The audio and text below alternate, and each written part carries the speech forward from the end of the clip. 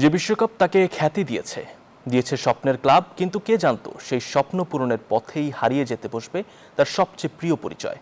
যে নামের সঙ্গে জড়িয়ে আছে দাদির ভালোবাসা, ফোজিনহার সেই নামই আর থাকছে না নতুন ক্লাবের তার জার্সিতে। একটি বিশ্বকাপ বদলে দিয়েছে একটি মানুষের পরিচয়। যে গোলরক্ষককে একসময় চিনত শুধু নিজের দেশ, আজ তাকে চিনে পুরো ফুটবল বিশ্ব।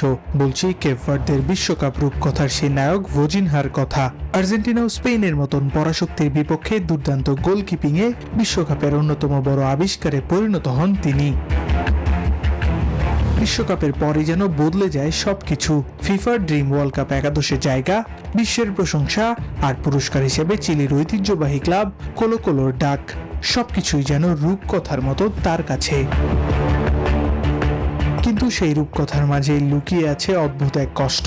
যে নামটি তাকে বিশ্বজুড়ে পরিচিতি দিয়েছে, যে নামটি উচ্চারণ করে কোটি কোটি ভক্ত তাকে ভালোবেসেছে, সেই ভোজিনহা নামটি নতুন ক্লাবে ব্যবহার করতে পারবেন না তিনি। চিলিয়ান লিগের নিয়ম রয়েছে, জার্সির পেছনে থাকবে শুধু সরকারি নাম। তাই বিশ্বকাপের নায়ককে এখন খেলতে হবে এভোরা কিংবা দিয়াজ পরিচয়ে। সেই সাথে হারাতে হচ্ছে নিজের চিরচেনা 1 নম্বর জার্সিটাকেও। যুক্তরাষ্ট্রের 1 নম্বর জিম চেইন গোল্ড জিম এখন আবারও বাংলাদেশে। বসুন্ধরা আবাসিক এলাকা ও বসুন্ধরা সিটি শপিং মলে। তবে সবচেয়ে আবেগের গল্পটি লুকিয়ে আছে ভোজিনহার নামের মধ্যেই। পর্তুগিজ ভাষায় যার অর্থ ছোট দাদি। কর্মব্যস্ত বাবা মায়ের অনুপস্থিতিতে দাদির হাত ধরেই বড় হয়েছে জোসিমার জোসে এভারো দিয়াজ। সেই ভালোবাসার স্মৃতিকে বুকে ধারণ করেই সবাই তাকে ডাকতে শুরু করে ভোজিনহা নামে।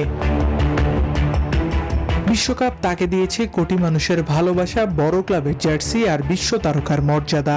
অথচ নতুন পথ চলার শুরুতেই তাকে বিদায় জানাতে হচ্ছে নিজের প্রিয় পরিচয়কে। আবরার আল দাইয়ান, নিউজ 24।